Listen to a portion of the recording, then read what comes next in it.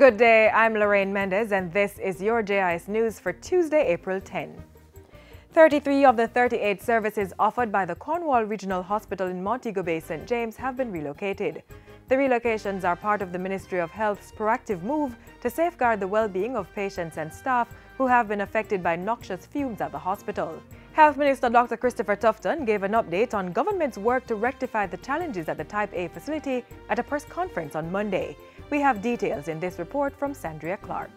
We acted, as far as we are concerned, responsibly in taking action once the knowledge was there that these contaminants existed and required action to be taken.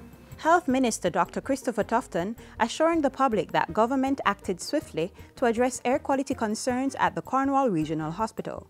He says international and local environmental experts have been brought in to remove mold and asbestos from some parts of the 44-year-old building.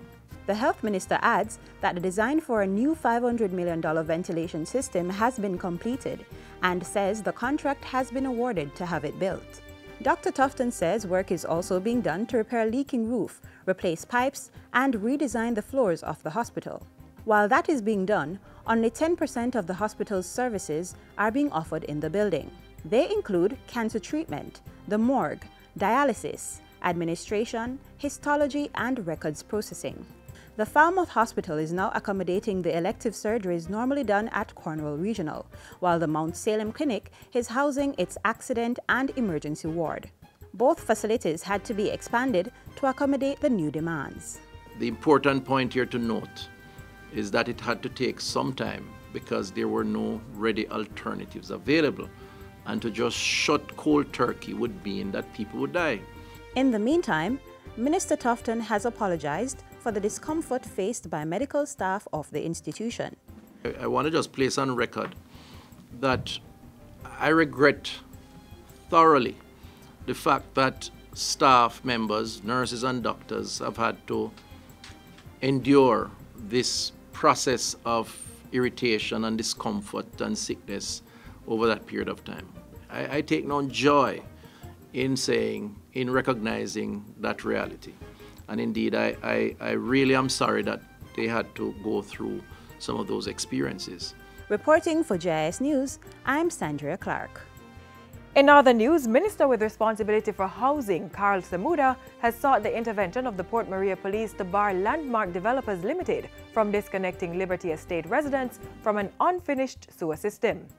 In a release, Minister Samuda outlines that the developer has been charging residents for connections to the unfinished sewer system and disconnecting persons from the system for non-payment. The minister visited the St. Mary housing development on Friday and describes an incomplete system with raw sewage out in the open and in persons' backyard.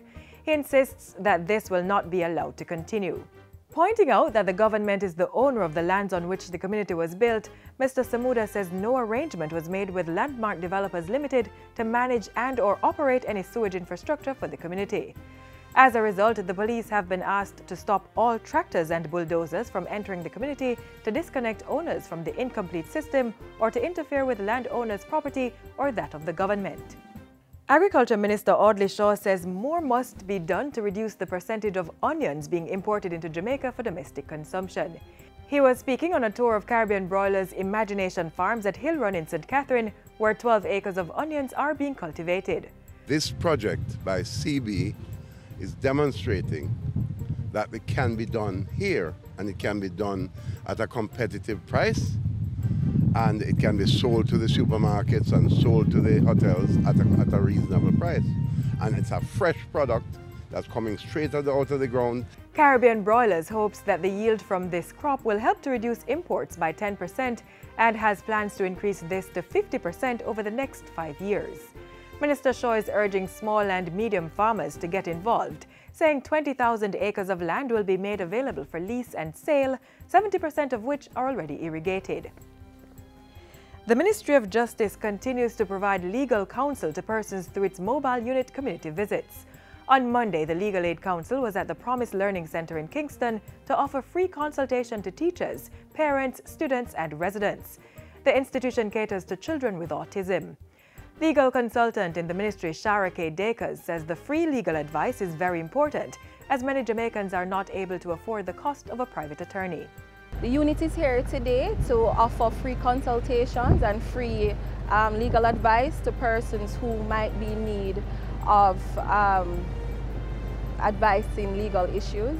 Also, we are here to inform persons of their rights under the legislation for kids with special needs.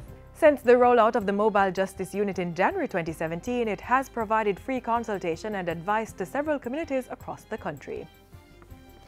And finally, Minister of Local Government and Community Development Desmond McKenzie is calling on local authorities to become more self-sufficient as a way of reducing their dependency on central government. He was addressing the opening ceremony of the inaugural Caribbean Conference of Mayors held at the University of the West Indies Regional Headquarters on Monday. But if we speak about the independence of local government, then we should create our own niche of revenue. And it is time we extricate ourselves from the pockets of central government by becoming more relevant when it comes on to generating our own source of revenue.